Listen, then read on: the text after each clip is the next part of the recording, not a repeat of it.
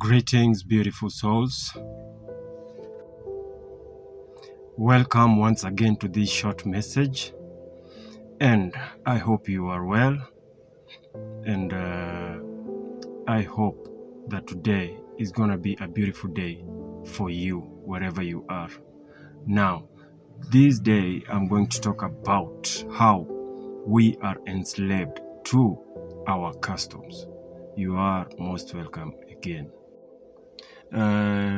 Mind may be trained to a very high degree of skill in any line of activity, and this marks a very great advantage of its automatic quality. Its habits may be turned into great achievements, as for instance in music. But at first, the mind must be compelled to do as desired, and it must be forced to continue in that way until it has become accustomed to it. This is what is known as exercise. Then it likes to go on to do this routine day in, day out.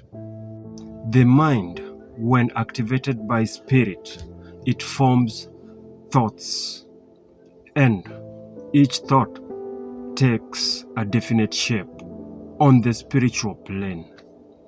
By now, most, if not all, are aware of this, right? Oftentimes, this takes place or occurs in the subtle planes or the hidden planes, much lower than the pure astral. For, as we all know, there are many such planes in the universe. So, after the mind has been accustomed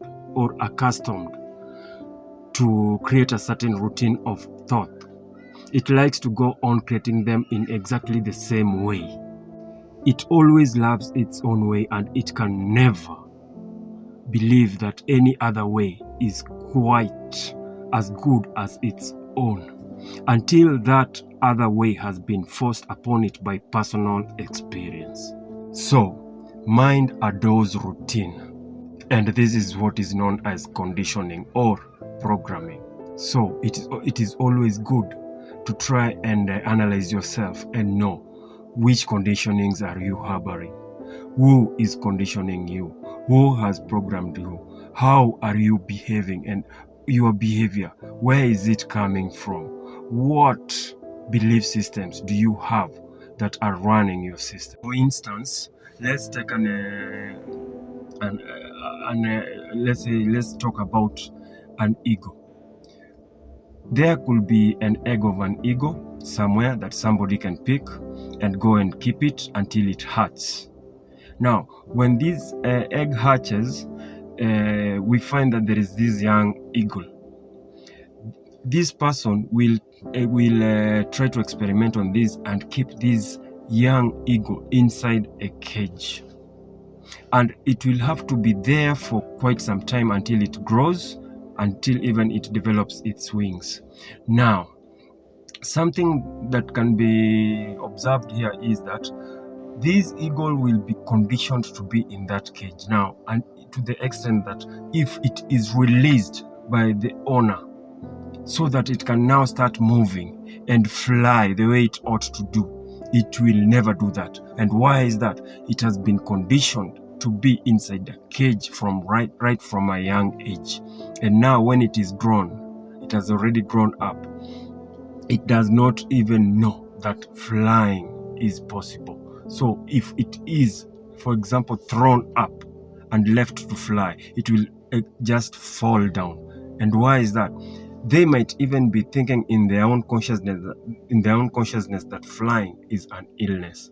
So this is the power of conditioning that applies even to humans as we speak. So most humans are conditioned by their customs, their culture, their religious fanaticism. So can you teach a machine to believe that it is not good to run into a tree? Can you convince it that the highway is better?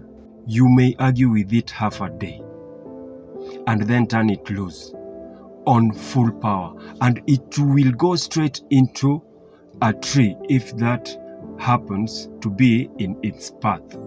So it is with most people. They will usually go on thinking and doing as they did before, in spite of all rational persuasion. And that is why we have this circulation whereby we have the chosen and we have the called. So the difference is, the called are people that will always be there. They will notice something, but they will not understand it. But the chosen are the ones who go beyond the limits to attain or to achieve whatever goal it is that they were destined to achieve.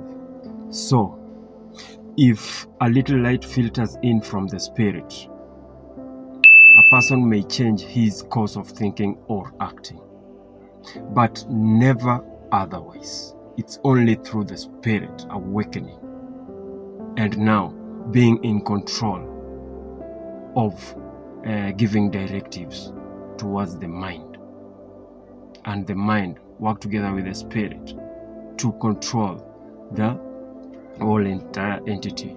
As we all know, we have mind, body, and let's say we have spirit, soul, and body, and they are divided into segments that if we start explaining them right now, it will be a whole different topic. So they all need to work together if at all we are to function fully the way we ought to. So if the mind enjoys a certain sensation, it wishes to repeat that sensation as often as possible. That is even for the negative, suffering way of thinking. Those who think in this suffering way of thinking must daily get a dose of their fill of the negative escapades. That is why you will find that there are those people who will always be eager or will always desire to listen to bad news, quite regardless of whether that sensation is helping or not. So, social customs, ceremonies, rites, we can say religions, and politics are all based upon mental habits and are usually handed down from one generation to another. And thus, one person's mistake in the past becomes our own by proxy. Why is that? It's because we inherit their belief systems. And their belief systems now affect the way we experience our lives right now. And why will we do that? Because we are living in totally different timelines. Why are we inheriting belief systems that are not actually for our good at this particular moment? So, whichever custom that is condemned by another is actually fully accepted elsewhere. This is where that phrase comes in, which speaks that another man's meat is another man's poison. All of this is because of mind, both individual and collective, is machine-like in actions, and so it cannot reason outside of its conditionings unless one chooses to think outside the box. And it is not an easy task. One has to give their all towards doing away with past conditioning and create their own roadmap towards, let's say, towards transcending their own deep ingrained accustomed or customs that seem to not help in any way towards evolving their consciousness. So, thank you for your time, precious people. And until next time, it's love and light. Thank you.